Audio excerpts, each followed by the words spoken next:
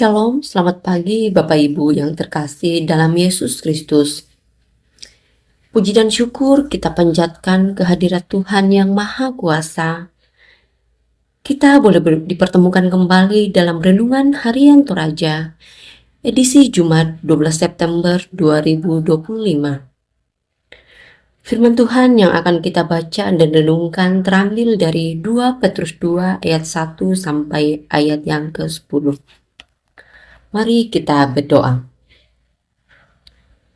Selamat bagi Bapa yang bertata di dalam kerajaan surga. Puji Tuhan atas hari yang baru serta nafas kehidupan yang boleh kami rasakan hingga pada saat ini. Pada pagi yang indah ini ya Tuhan, kami rindu untuk membaca dan merenungkan firman-Mu. Biarlah firman yang kami dengarkan ini dapat kami pahami dengan baik dan dapat kami gunakan dalam setiap langkah kehidupan kami. Bersabdalah ya Tuhan, karena kami sudah siap mendengarkan firman-Mu. Di dalam nama Tuhan Yesus kami berdoa. Amin. 2 Petrus 2 ayat 1 sampai ayat yang ke-10. Nabi-nabi dan guru-guru yang palsu. Sebagaimana nabi-nabi palsu dahulu tampil di tengah-tengah umat Allah, demikian pula di antara kamu akan ada guru-guru palsu. Mereka akan memasukkan pengajaran-pengajaran sesat yang membinasakan. Bahkan mereka akan menyangkal penguasa yang telah menebus mereka, dan dengan demikian segera mendatangkan kebinasaan atas diri mereka.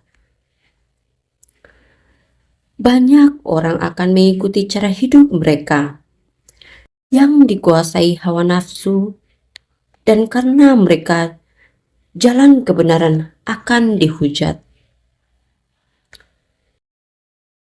Karena serakahnya guru-guru palsu itu akan berusaha mencari untung dari kamu dengan cerita-cerita isapan jempol mereka. Untuk perbuatan mereka itu, hukuman telah lama tersedia dan kebinasaan tidak akan tertunda. Sebab Allah tidak menyayangkan malaikat-malaikat yang berbuat dosa, tetapi melemparkan mereka ke dalam neraka, tempat mereka dirantai dalam kegelapan untuk disimpan sampai hari penghakiman. Allah juga tidak menyayangkan dunia purba. Ia hanya menyelamatkan Nuh, pemberita kebenaran itu, dengan 7 orang lainnya. Ketika ia mendatangkan air bah atas dunia orang-orang fasik, Allah menghukum kota Sodom dan Gomora dan memusnahkannya dengan api dan menjadikannya peringatan untuk mereka yang hidup fasik di masa-masa kemudian. Tetapi ia menyelamatkan Lot, orang benar yang terus-menerus menderita oleh cara hidup orang-orang yang tidak mengenal hukum dan hanya mengikuti hawa nafsu mereka saja. Sebab orang benar ini tinggal di tengah-tengah mereka dan setiap hari melihat dan mendengar perbuatan-perbuatan mereka yang jahat itu, sehingga jiwanya yang benar itu tersiksa. Jadi nyatalah bahwa Tuhan tahu bagaimana menyelamatkan orang-orang saleh dari pencobaan dan menyimpan orang-orang jahat untuk disiksa pada hari penghakiman. Terutama mereka yang menuruti hawa nafsunya yang mencemarkan diri dan menghina kekuasaan Allah. Mereka begitu berani dan angkuh, sehingga tidak segan-segan menghujat dan makhluk-makhluk yang mulia. Amin, firman Tuhan. Tema kita hari ini, jebakan pengajaran palsu, atau dalam bahasa Toraja, Peapanna Pengadaran Mepa Pusa. Saudara-saudara, dewasa ini kita banyak menyaksikan bagaimana orang-orang lebih tertarik kepada budaya popularitas. Di media sosial misalnya, orang akan senang ketika memiliki follower dan jumlah like dalam setiap konten yang dibagikan. Hal ini tanpa disadari membuat orang membagikan apapun melalui media sosial. Bahkan konten-konten yang tidak mendidik seperti foto atau video porno dan berita hoaks tanpa menyaring. Apakah konten tersebut bisa memberikan edukasi kepada masyarakat? Dalam Alkitab, diceritakan bahwa nabi-nabi palsu lebih tertarik kepada popularitas daripada menyampaikan kebenaran. Salah satu ciri utama nabi palsu adalah apa yang mereka katakan enak di telinga, meskipun bukan sebuah kebenaran. Petrus memperingatkan agar umat waspada terhadap pengajaran nabi-nabi palsu. Pada masa bangsa Israel, ada nabi-nabi palsu di tengah umat. Orang Kristen pun akan menghadapi hal yang sama. Nabi-nabi palsu akan tetap eksis dan memberikan pengaruh negatif bagi kekristenan.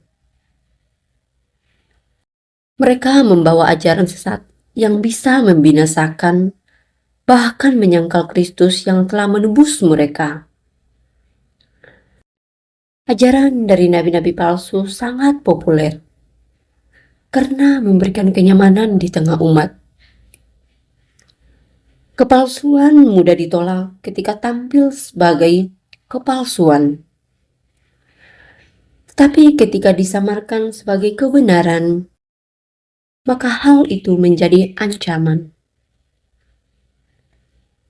Di balik ajaran palsu, ia memutarbalikkan kasih karunia Allah sehingga menjadi pembenaran untuk melakukan dosa.